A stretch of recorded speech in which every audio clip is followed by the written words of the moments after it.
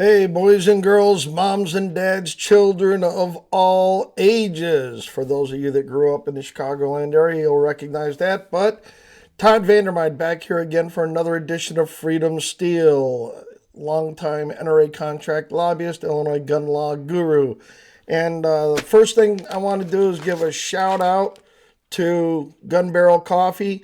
The guys over at Gun Barrel Coffee had Eric Callis, the president of Aurora Sportsman's Club, and myself on for a podcast this Saturday.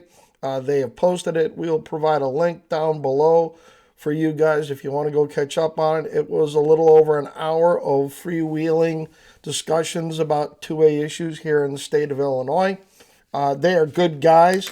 They have this Cold Dead Hands brew that they are offering up, and $5 from the sale of each of these packages of coffee is being donated to the litigation fund to help support our litigation. They made a contribution the other day when we did the podcast just because of people like you supporting them and buying their products. So shout out to these guys. They have other blends and brands.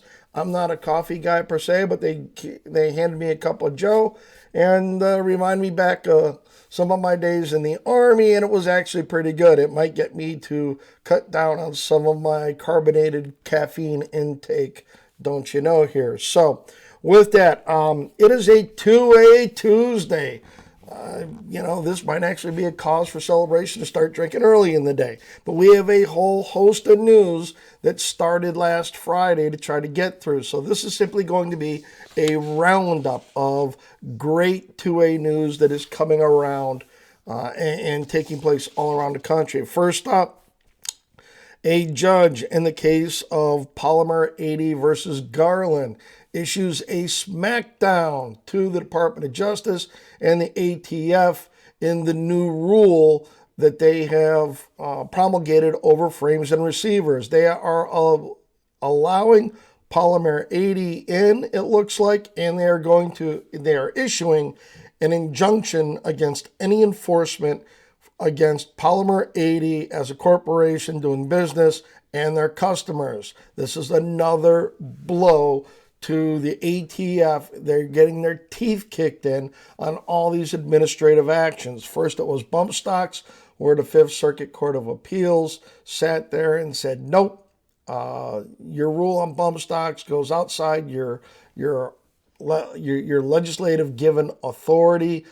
This is one of three subjects that is down in the Texas Court of Appeals. This is the frames and receivers rule. We also have the pistol brace rule, all pending down there.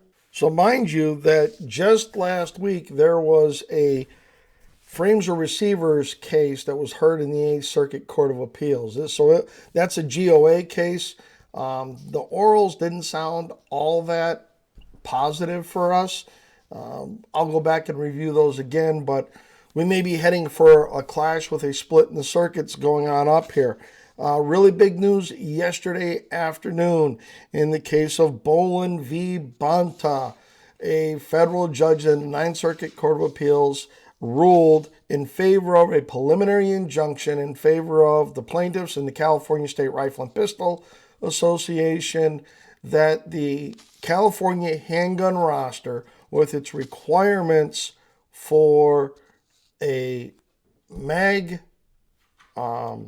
magazine disconnect so that the gun will not fire if the magazine is not inserted and seated properly, for a loaded chamber indicator and microstamping, aren't going to survive. So in order to meet the requirements for a preliminary injunction, you have to show a likelihood of prevailing on the merits of your case. And this judge thought that the plaintiffs would prevail, and therefore has issued a preliminary injunction against the enforcement of those mechanisms within the California handgun roster. It's part of the Unsafe Handguns Act, And that was originally done with drop tests and more like a consumer product safety thing, since the Consumer Product Safety Commission is prohibited from regulating firearms like they do. You always hear the anti-gunners say that there's more regulations on teddy bears than there are on firearms. That's because firearms are designed to expel a projectile, and with some of them with the intent of doing harm. So it's not like a teddy bear where you're trying not to have a child have the eyes pop off and choke on a button because the eye fell off. So with that, but what they did in 2013 is they added this requirement for microstamping, and no handgun has been added to the roster since 2013. And the judge found that in totality, between adding the magazine disconnect requirement, between adding the loaded chamber indicator, and the microstamping, that no new guns have been added. Therefore, Californians are stuck with buying handguns from 16 years ago, and that just flies in the face of the Second Amendment and the New York case. So here you have a judge properly applying the New York standard that was articulated by the court, and in looking at that said these guys are likely to prevail, therefore we're going to issue an injunction. Now the injunction is stayed, giving the state a 14-day window to appeal to the Ninth Circuit Court of Appeals, which they most likely will, and then that's the Ninth Circuit will probably issue a stay on the judge's order. So but that's really good news, because that is likely going to be one of the nails in the coffin of microstamping. And, it wouldn't surprise me to see some other suit based on this pop up out of New Jersey before too long, if they haven't already. Speaking of New Jersey, Friday we had oral arguments in front of the judge over the challenge to New Jersey's new handgun law. And I will say that it went on for about 4 hours, and it was very in-depth, and the judge was having none of the BS from the state. She gets New York and the implications of that case. So I would look very favorably on her. I tell you what, if I lost in front of this judge, I wouldn't think it was because of a bias. She seems very square on the law, and I would say that the next, they've got like 10 days in order to get some extra briefings she requested in there. And then I would say that we're probably going to see something out of that judge middle of April, more than likely. So that was a very positive set of oral arguments that took place Friday. Yesterday, we had over 4 hours of hearings in the 5 New York cases that are pending over their new carry law. Judges were probing on a lot of the questions. It doesn't look to be the best panel for us on the front side. One of the male judges, who certainly seemed to be in senior status, was sitting there and was trying to just find a way around some of the New York stuff. But if we look at it this way, or what about this? One of the judges was very probing on the subject matter of private places, and how that New York had just turned everything on its ear, that only places that are posted seem to get hung up in how you would split residences, like your home, from other private property. But I think we might get more than we anticipate out of this panel. But it was a back and forth. It was a pretty good row of things there. So in the Keneally case, the state a while ago had made a motion for judgment on the pleadings.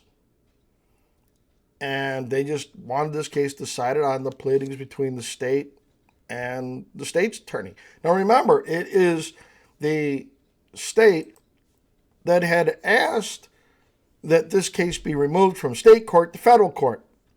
And so on the 17th, the judge issued this order, minute entry before the Honorable Johnston. The defendants removed this case, then moved for judgment on the pleadings based on the lack of standing. Docket number 9. They have now filed a notice of withdrawal of their motion for judgment on the pleadings based on their conclusion that the federal courts lack jurisdiction over this case. The case they removed to federal court, docket number 12. So what is it? Do the defendants believe this court has jurisdiction, which is the only basis to remove it here? Or do the defendants believe this court lacks jurisdiction because the plaintiff lacks standing? Pick one and be prepared to tell the court why. And if the answer is the court lacks jurisdiction, be prepared to tell the court why the case was removed to this court. Please keep Federal Rule of Civil Procedure 11 in mind during this process. Perhaps the judicial resources already expended could have been avoided had the defendants complied with this court's standing order on removed cases, specifically the unheeded requirement that in any, quote, any action removed to this court within 7 business days, defense counsel must also file certification that they have read the standing order, end quote. The parties are directed to review the standing order if they have not already done so, including the warnings about summary remands, awards of costs, and sanctions for unnecessary use of the court's time to be paid personally by counsel. A status hearing is set for 4/3 at 11 a.m. Counsel shall appear in person. Interesting. An unnecessary use of the court's time to be paid personally by counsel. Seems they didn't follow the rules here. What is your major malfunction, numbnuts? So it looks like the Attorney General's office, looks like they're getting spanked again from the judge here for not paying attention to the rules of the court. We are still awaiting decisions from the California cases in front of Judge Benitez.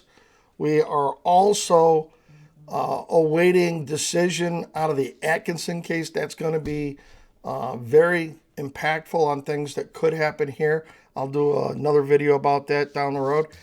And always, guys, please like, subscribe, hit the notification bell. Make sure you get all of our notifications. Copy and paste the links to our stuff around. We've got our deadline for filing our reply brief is Thursday. We will have a bunch of documents going in there, and after all that's up, Thursday or Friday, I'll have a bunch to say about what's going on in our case and things that the other side doesn't seem to quite understand. So with all that, and please, if you want to contribute to the legal defense fund that is helping fund all this litigation, we don't have any, super rich, Pritzker type billionaires that are funding our litigation here. So we have to raise the funds to do all this. We've gotten the first bills from the attorneys. They are substantial if you want to keep going down this road. And this is going to help us build a war chest so that we can tackle other issues that are near and dear to gun owners' hearts and restore the constitutional freedoms of the Second Amendment to the people of the state of Illinois. One lawsuit at a time if necessary. But with that, as always, guys, please, we appreciate all your support. We are knocking on that 7,000 subscriber threshold, hoping that this video gets us across that. And as always, frag out.